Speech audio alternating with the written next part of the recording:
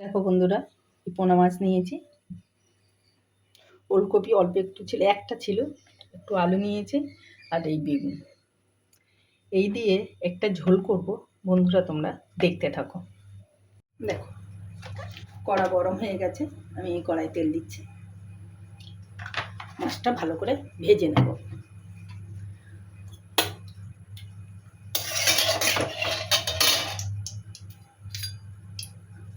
কড়াই অল্প একটু লবণ দিয়ে দেব, দিলে মাছ তুলতে কোনো সমস্যা হবে না।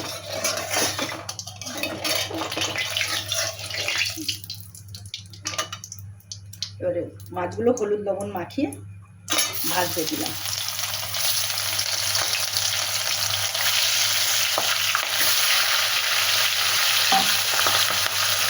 মাছগুলো এবারে ভালো করে ভেজে নেব। দেখো বন্ধু, এই মাছ ভাজা হয়ে গেছে, মাছটা এবারে তুলে নেব।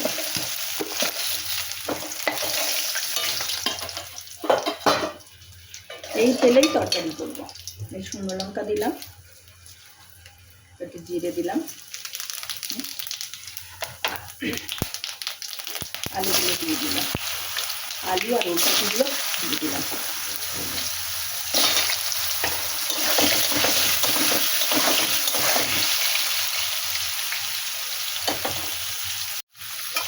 আলু আর ওলকপিগুলো একটু ভেজে নিয়েছি, এবারে বেগুনগুলো দিয়ে দিলাম। বেগুনগুলো দিয়ে একটু লবণ দিয়ে দেবো।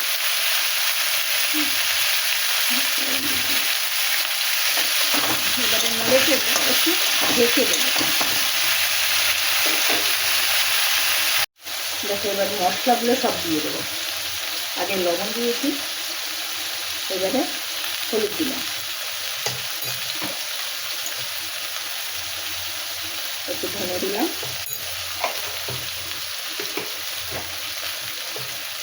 মাছের ঝোলে একটু ধনে জিরে দিলে ভালো হয়, জিরে গুঁড়ো দিলাম, আমার বাড়িতেই তৈরি করা সবগুলো। আর কিছু কাঁচা লঙ্কা শুকিয়ে গিয়েছিল, সেগুলো দিয়ে দিলাম।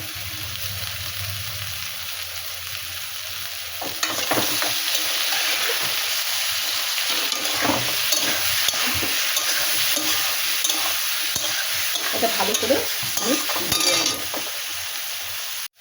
এবার একটু টমেটো দিয়ে দিলাম,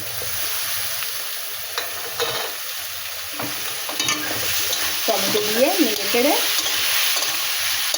এবারে জল দিয়ে দেবো। দেখো বন্ধুরা, আজকের এই তরকারিতে উষুম গরম জল দিয়েছি, ফুটানো জল দিতে পারিনি, কারেন্ট খুব আপ ডাউন করছে। যাই হোক, জল দিয়ে দিয়েছি, এবারে একটু ঢেকে দেব। দেখো তরকারিটা প্রায় হয়ে এসছে, এবারে আমি মাছগুলো দিয়ে দেব। মাছগুলো দিয়ে দিলাম,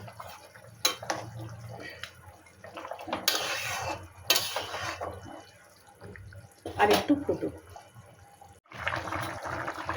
দেখো ওলকপি আলু বেগুন দিয়ে পোনা মাছের ঝোল আমার হয়ে এসছে।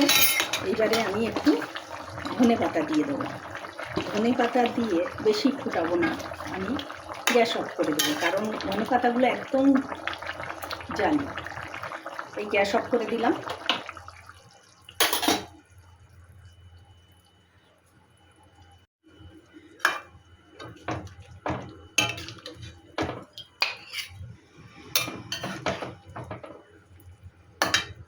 দেখো বন্ধুরা, পরিবেশনের জন্য রেডি হয়ে গেছে মাছের ঝোল, ওলকপি আলু বেগুন দিয়ে পোনা মাছের ঝোল। তোমাদের পছন্দ হয়েছে? পাতলা ঝোল করেছি। তোমাদের যদি পছন্দ হয় তাহলে একবার লাইক কমেন্ট শেয়ার করে দিও। টাটা বন্ধুরা।